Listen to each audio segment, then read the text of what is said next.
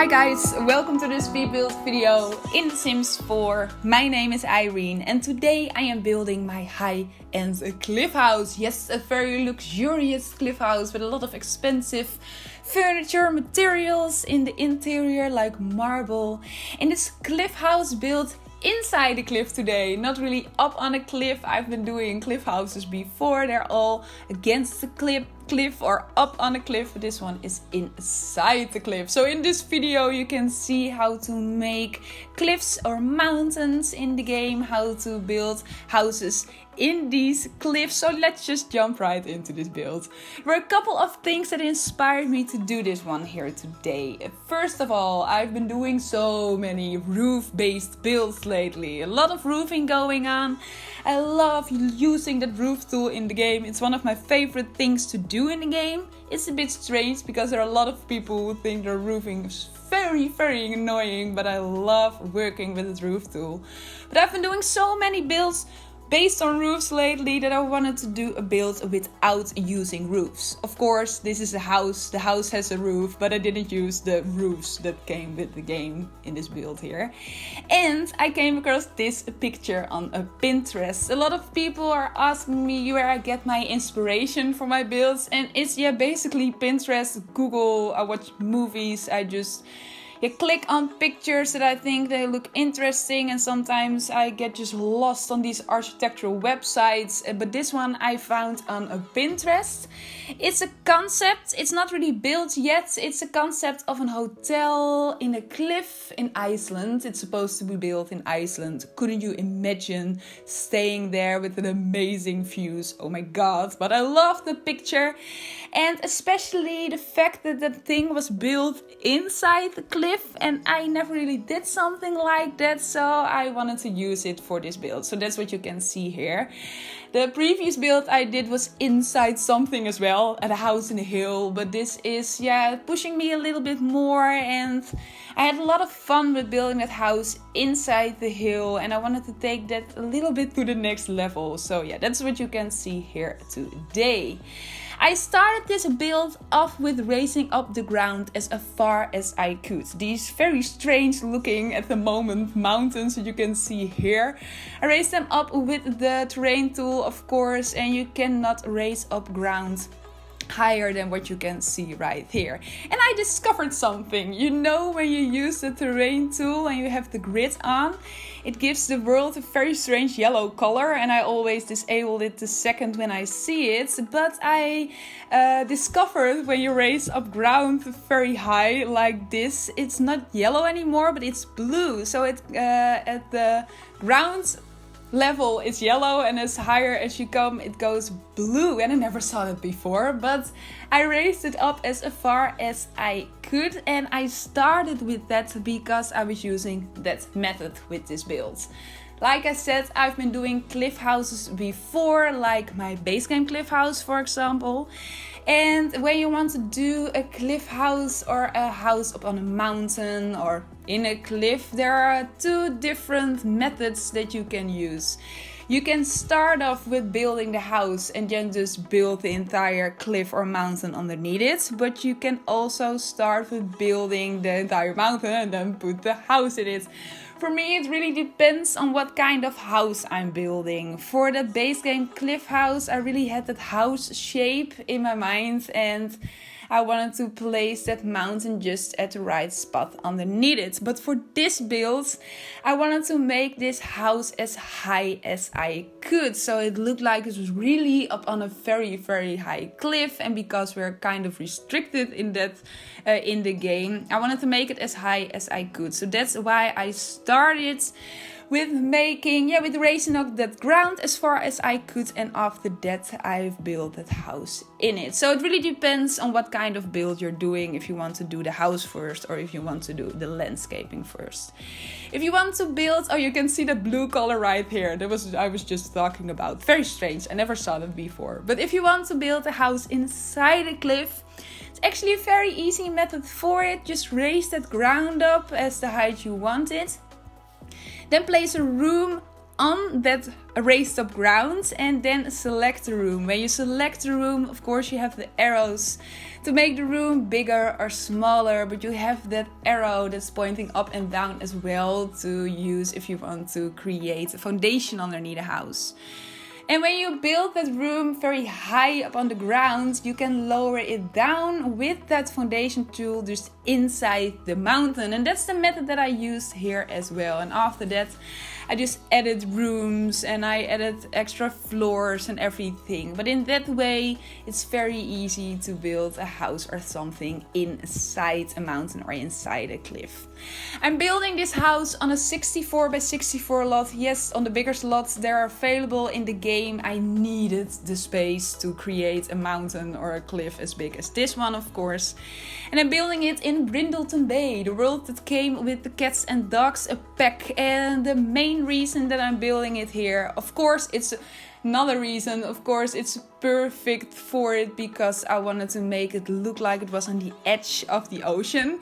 And it would be maybe even a little bit more logical if the house was facing the other way with the gorgeous views over the ocean. But the light was better in this way and I thought it looked a little bit cooler with the ocean at the background as well. But well, that ocean was important, of course, with this lot. But another way more important thing was the color of the dirt. And maybe that sounds a bit strange, but when you raise up ground with that terrain tool, of course you have the color of the ground, but you have the color of the raised up ground as well. That's the brown color of the ground that I'm talking about here. But on different lots and in different worlds, it had different colors as well. And a lot of them are very strange, ugly brown or with a stone color. And for example, the one on the island in Bundaberg, that other 64 by 64 one, it would be amazing for a build like this because you have that ocean. And it's not really an ocean lot like in Island Living or in Sulani. You have these gorgeous views over the ocean as well. When you raise up the ground there, it just has a very ugly color. And with terrain paint in the game, you can give the ground a different color, but you cannot give the ground that you just raised up a different color. So it was very important that I picked a lot that had this very dark brown color because I wanted to go for the rocks that you can already see here that I placed around this entire mountain. I wanted to go for them because they are the most easy to use when you want to create mountains, and they came with Island Living pack. But they are this color, and of course I had to go for a lot with the ground in almost a similar color. Of course, I will put this build up on the gallery so you can use it in your own game. And I really recommend you, if you have cats and dogs, to use it on this lot because it looks totally different when you use it on that lot I was just talking about in Windenburg. It doesn't blend with the environment as well. The whole mountain looks so different with that other dirt color. So I really recommend you to place it here if you have cats and dogs. But of course, it's a functional on other 64 by 64 lots as well. And talking about the functionality, you can see the stairs right here. I made stairs at the back. I didn't want to show them that much, so that's why I built them at the back. But I recommend you, again, something that I recommend, but if you use this lot, to use the teleportation cheats. Of course, you can use these stairs. They're really functional later on when I'm doing the interior. You can see a sim just hanging out here and there because I playtested this build. And I playtested with these stairs as well. And they are functional, but it takes your sim a very long time to enter this house. So if you're open to using cheats in your gameplay, use the teleportation cheats. It's a very easy one to use. I talked about it before, but the thing you want to do, hold Ctrl-Shift-C on your keyboard to unlock the cheat box. And in the cheat box, you want to type testing cheats true with a space between the testing cheats and the true. And after that, you unlock a whole array of cheats. When you hold down the shift key and you click on a sim, you get the option to disable need decay to make your sim happy. But when you hold down the shift key and you click somewhere in the world, you can teleport your sim there, and yeah, it makes gameplay in this build a lot easier. But of course you can use these stairs as well if you want. I made this whole hill or this whole cliff very green with a lot of plants and trees everywhere.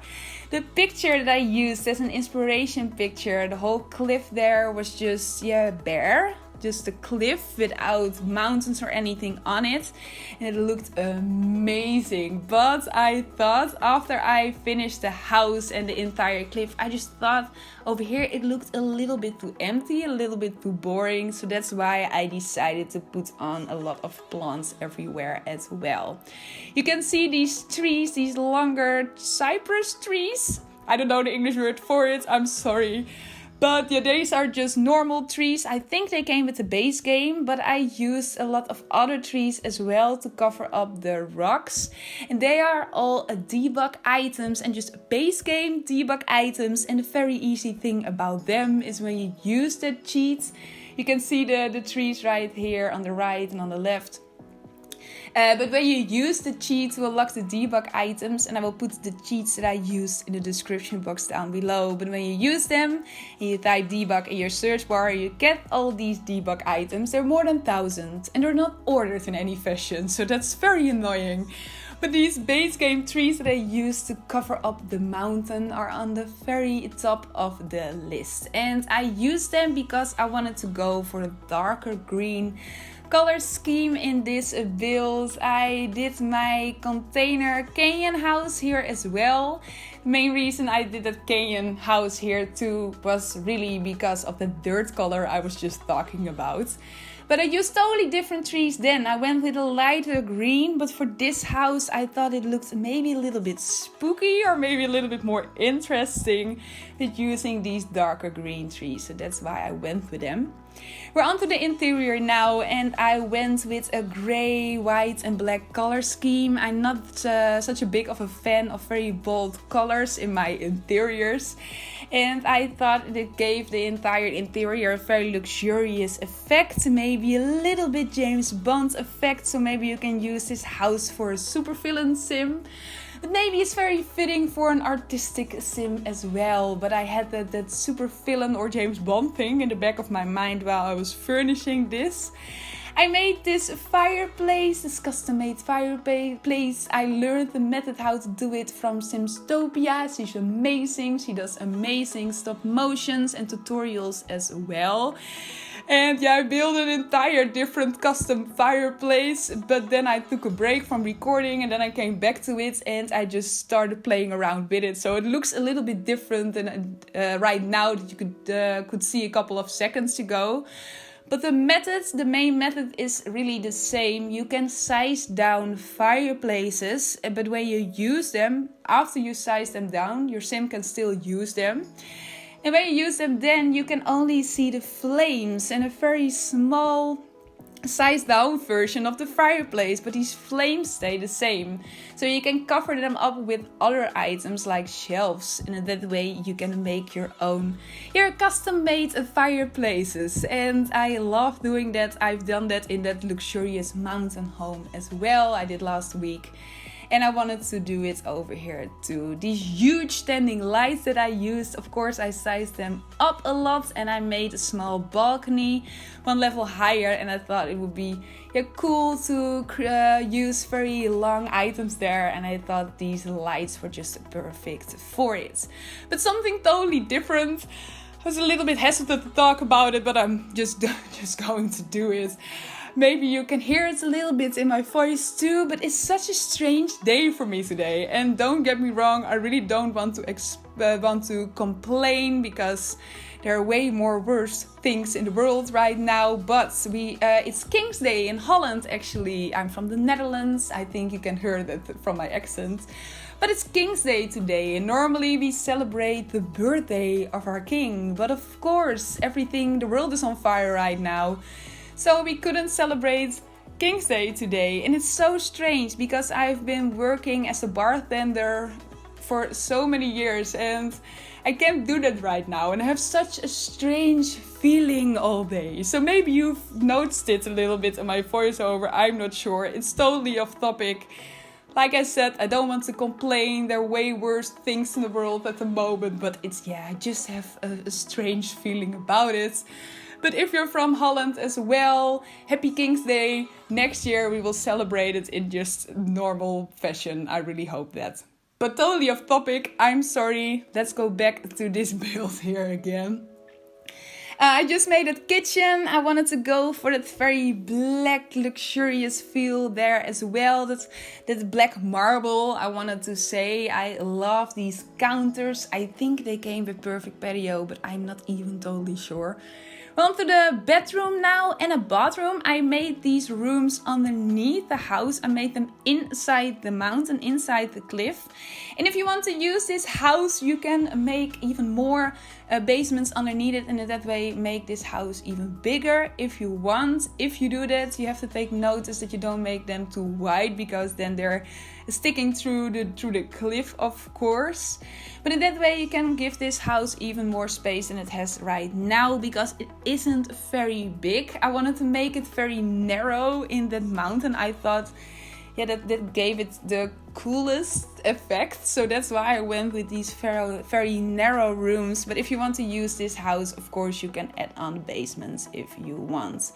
One level lower will be the bathroom, and I went with a very luxurious bathroom as well. You can see it in a couple of seconds, with a jacuzzi and a double shower. So the double shower especially is something that just makes me think about luxurious bathrooms, and especially the jacuzzi as well. So I really wanted to incorporate that in this build here too. I'm building the double shower here, and of course in a couple of seconds a jacuzzi. But then we're on the end of this video. I really hope you've enjoyed it. If you haven't subscribed to my channel, please do. You would make me so happy. I love doing a lot of different builds, talking about a lot of different building techniques. So if you like that, please subscribe. I will be back next Friday with a new video with a voiceover. I didn't have a voiceover with my last video. I'm so sorry, but next Friday I have a new video with a new build and a new voiceover. So I really hope to talk to you then. I hope you will have a good day today. Happy King's Day, and hope to talk to you next Friday. Goodbye.